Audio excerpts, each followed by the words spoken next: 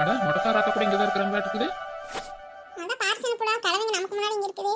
ஆத்தா என்னமா ஆலமரத்துக்குள்ள இருந்து ஏதோ சத்தம் வருதுன்னு எல்லாம் சொல்லிட்டு இருந்தாங்க ஊர் பூரா. என்ன பண்ணி இருக்கீங்க? என்ன சாத்தா? என்ன சத்தம் அது? வாங்கடி கமரிங்களா, வாங்க வாங்க. அது ஒண்ணு இல்லடி, நாங்களே ஏதோ சத்தம் வருதுன்னு சொல்லிட்டு இங்க வந்து பார்த்தா இங்க என்ன வேற மாதிரி இருக்குது. அது வேற மாதிரி இருக்குதா? என்ன ஆத்தா? யார் இருக்கிறாங்க? ஏதாவது நாய் நரி இது உள்ள இருக்குதா என்ன பின்னாடி? அதெல்லாம் ஒண்ணும் இல்லடி. அதான் இந்த ஆலமரத்துக்கடி ஏதோ ஒரு கொஞ்சம் பொந்த மாதிரி இருந்தது இல்ல, அதுக்குள்ள அதான் இந்த ஊர்ல ஒரு கிழமை வச்சு சுத்திட்டு இருப்பாள. யார் ஆத்தா சொல்றீங்க? அந்த தாத்தாவா? ஆமா ஆமா, அந்த தாத்தனே தான். அந்த கிழமை தான் குச்சி வச்சு நடந்து போயிட்டு இருப்பானே அந்த ஆளு தான். அன்னைக்கு கருப்பாய்க்கிட்ட கூட அந்த ஆளு தான் அடி வாங்கிட்டு இருந்தா. இன்னும் எருந்தல போல இருக்குது. என்னது அடி வாங்கினாங்களா? எங்களுக்கு இது தெரியலையே. இதே பார்த்தா நடந்தது. அது நடந்ததே, அது விடுங்கடி இப்போ. அதாண்டி அந்த கிழமை தான் அவருக்கு என்னமோ ஒரு வீட்டுல வளர்க்குற மாதிரி இருக்கிறீங்க குருவி, அதை எனக்கு வளர்த்திட்டு இருந்தான். அது கையிலேயே வச்சுட்டு வந்திருக்கிறான் போல. அந்த ஆள் பின்னாடியே வந்திருக்குது போல. நாலு மத்தடியா அந்த ஆளு போட்டு டெய்லி கொஞ்ச நேரம் உட்காந்து போவாராட்டு இருக்குது. அப்போ அந்த கிளியில அந்த பொண்ணு மாதிரி ஒன்று இருக்குது, அதுக்குள்ள உள்ள போயிருச்சாட்டு இருக்குது. அந்த தலை எந்திரிச்சு அக்கட போனது அந்த கிளி எதை கத்திட்டே இருக்குது. அதுதான் அந்த சத்தம் வந்துருக்குது. அவ்வளோதான விஷயம். நான் கூட ஆழ்மரத்துக்குள்ள இருந்து சத்தம் வருதுன்னு பார்த்தா நானும் என்னப்பா ஏதோன்ட்டு அவசரமா ஓடி வரோம். ஆமா ஆமா, நாங்களும் அப்படி நினைச்சிட்டுதா சாப்பிட எந்திரிச்சு வந்துட்டோம். இங்க வந்து பார்த்தா என்னமோ அந்த கிளியே குருவி அது என்னமோ உள்ள இருக்குது, அதுதான் கத்திட்டு இருந்தது. இப்போ அதுவும் வந்துருச்சு, வெளியே போயிடுச்சு. இதா அந்த தாத்தனே வராங்க. யோ தாத்தா, என்னையா என்ன பண்ணிட்டு இருக்கிறீங்க? வாங்கடி, வாங்க வாங்க. என்ன எல்லாரும் இங்கே தான் இருக்கிறீங்களா இருக்குது? எனக்கு ஆனன்னு சொல்லி தேடுனீங்களா? ஆமா ஆமா, இந்த கிழமை காணாம தேடி இருக்கிறாங்க. ஐயோ தாத்தா, என்னையா பண்ணிட்டு இருக்கிறா? என்னமோ ஆனமரத்துக்குள்ள இருந்து சத்தம் வருதுன்னு சொல்லி நாங்கெல்லாம் வந்தா நீங்க இங்க இருக்கிறீங்களா? நீங்க தான் சத்தம் போட்டதா? ஆமாம், நான் சத்தம் போடுற சத்தம். அதால ஒன்றும் இல்லடி, நம்ம ஒரு பறவை ஒன்று நான் கூட சுற்றிட்டே கிடக்குள்ள, அது நான் எங்கே போனாலும் பின்னாடியே வருமா. அது ஏதோ இந்த பொந்துக்குள்ளே போய் மாட்டிக்கிட்டே இருக்குது. நானும் சரி அது பின்னாடி பறந்து வந்துடும் அப்படியே போயிட்டேன். அதான் சத்தம் கொடுத்துருக்குது. அது வந்து அப்புறம் வெளியே வந்துருச்சு. அது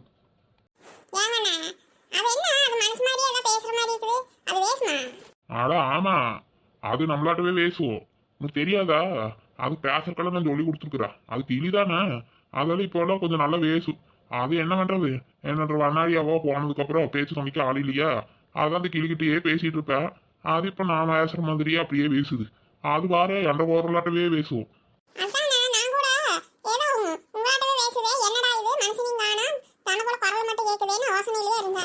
அடாடா ஆமா ஆமா, அது அது நான் பேசுற மாதிரியே தான் பேசுது. அது நான் பேசுறதுக்கு அதுக்கு சொல்லி கொடுக்குறோம்ல, அதனால அது அப்படியே பிடிச்சிக்கிச்சாட்டு இருக்குது. பரவாயில்ல, அது ஒரு நல்ல ஜீவன் தான், எனக்கு நல்ல துணையா இருக்குது. போ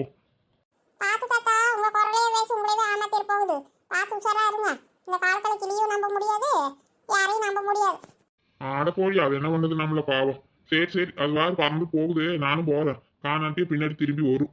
சரி வாரேன்.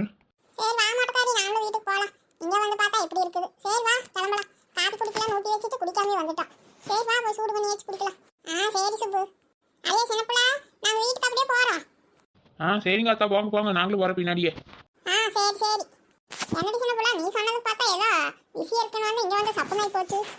ஏன் நான் என்னடி பண்ண முடியும்? அந்த கிழங்கு சொன்னாங்களே, அந்த கிழங்கு குரலையே சத்தம் போட்டா அது நமக்கு எப்படி தெரியும்? எல்லாம் சத்தம் கேட்குதுன்னு வந்து சொல்லிட்டு இருந்தாங்க. நானும் அதை கேட்டுட்டு தான் வந்து அங்கே சொன்னேன்.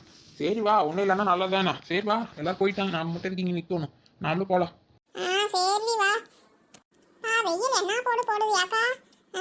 கொஞ்சம் மழை வந்த மாதிரி இருந்தது, இப்ப திரும்ப வெயில் இப்படி ஆகுது. என்ன கொழுப்படுத்துது? ஆமா மலரே, பாரு கொஞ்சம் ஒரு வாரம் நல்லா காத்தடிச்சது, மழை வந்தது. இப்போ காத்தையும் காணா மழையும் காணா, வெயில் தான் இப்படி அடிக்குது. என்னமோ போ, இப்படிதான் மாறி மாறி இப்படி ஆகுதோ. காத்து காலத்தானே இப்போ காத்து அடிக்காம இருக்குது. ஆமாக்கா, என்னமோ ஒரு 10 நாள் காத்தடிச்ச மாதிரி இருந்தது. அங்க தோட்டத்தில் கூட அன்னைக்கு போய் ஏதோ ஒரு நாள் சாப்பிட்றப்போ மண் அப்படியே சொல்லிட்டு அடிச்சுது. இப்போ பார்த்தா காத்தையே காணா. வாரம் ஒரு மரம் தான் அது ஆடுதானே. இவ்வளவு வேற எங்க போனாங்கன்னு தெரியல. ஏன்னா மரத்துல இருந்து சத்தம் வருதுன்ட்டு போனானுங்க.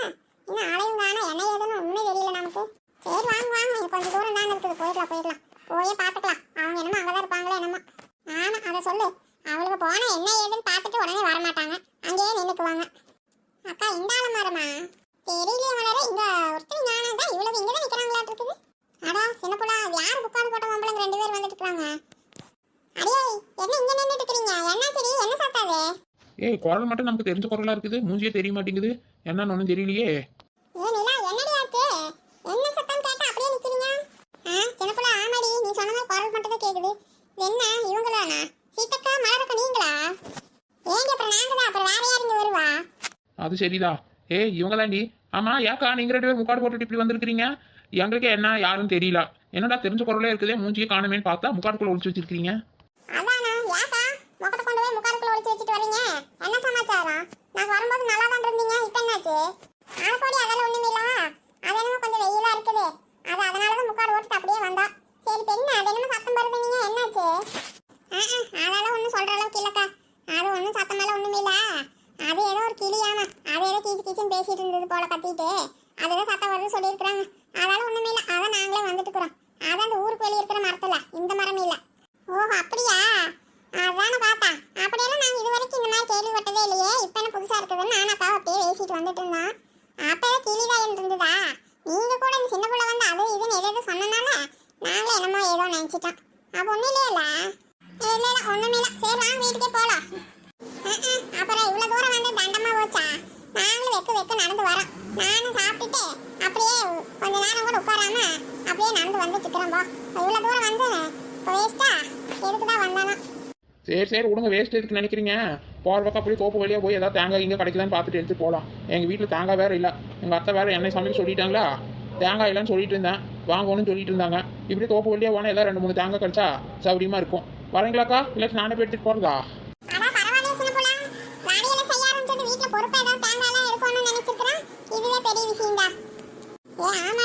நீ சொல்றது கரெக்ட் தான். பெசம் தோப்பு வழியில் நடந்து போனான்னு வையே, ஏதோ கொஞ்சம் தேங்காய் கிடைச்சதுன்னா நமக்கு சௌரியமா இருக்கு, எடுத்துட்டு போலாம். இவ்வளவு தூரம் வந்ததுக்கு அந்த வேலையாச்சும் நடக்கட்டும்.